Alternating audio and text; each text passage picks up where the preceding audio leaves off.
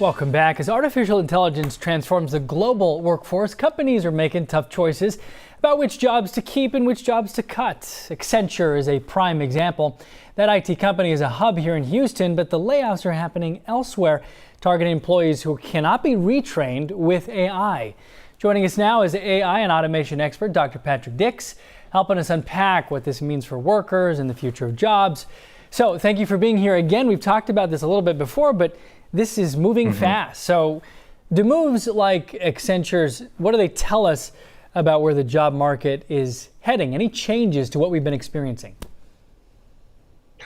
Hello. First of all, I would like thank you for having me this morning. Sorry about that. And what this is telling us about the job market is companies are investing more in research and development. What companies are doing, they are taking back control from the employees. And by upskilling those employees, they're basically saying, if you cannot be upskilled, we don't have a place for you.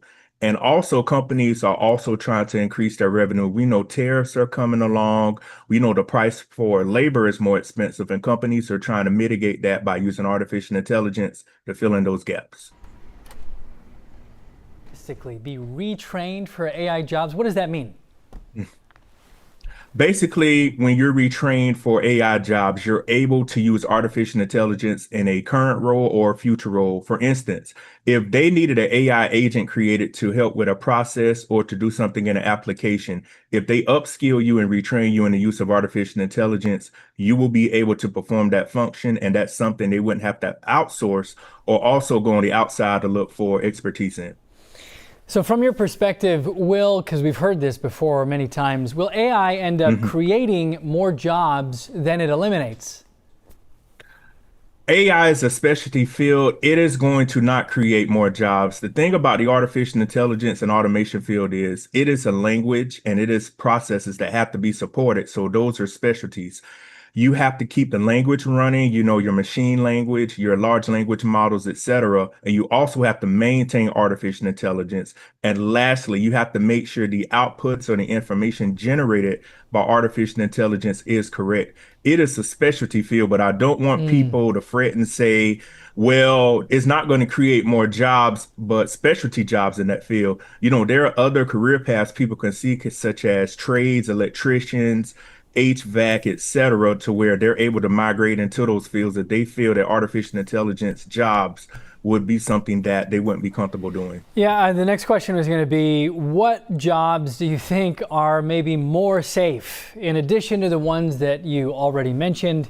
I mean, from everyone from those who choose not to attend college to those who are going in right now to college and want a bachelor's and maybe a master's and maybe even a PhD. Given the reality of AI right now, what kinds of jobs seem more safe? The kinds of jobs that are more safe are jobs that are critical thinking. We'll start off with your trades. I mentioned that a little while ago, your HVAC, your plumbers, your repair people, your auto mechanics. Now, artificial intelligence or automation are used into those fields, but it takes hands to know what to do and how to put a piece of plumbing together, how to service an HVAC unit.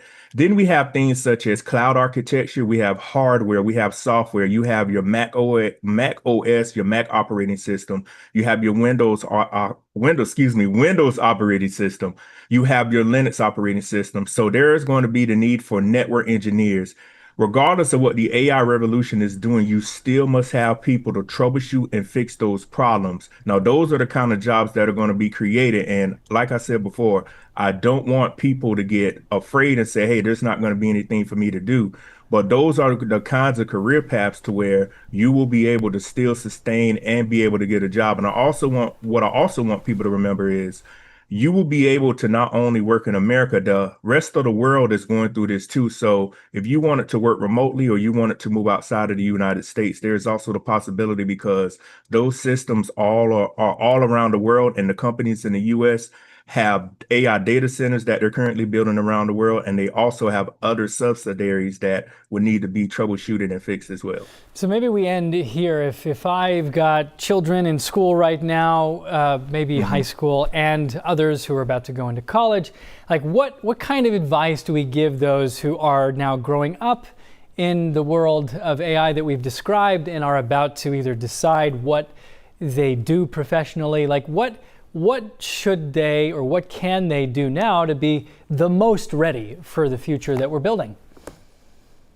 One of the big things, if I had children, I would tell them, we want you to do your hobbies, but we also want you to focus on jobs and occupations that will pay you. First of all, I would sit down with my kid and determine what their strengths are. Are they good at critical thinking? Are they good at writing? Are they good at math? Then the next step I will make is to find a program to where, hey, this is something that you could do. Say, for instance, you have a child that likes to take things apart. They could be an engineer. You have someone that's good at math. They can write algorithms.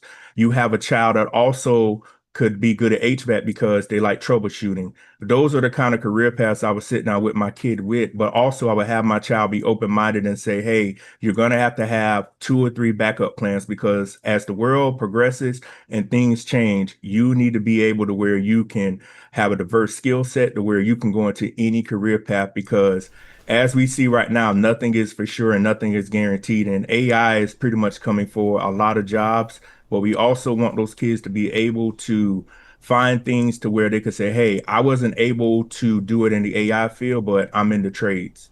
Telling us what he sees, Dr. Dix, thank you for joining us and Yes. thank you for your insight. We're going to toss Thank it over.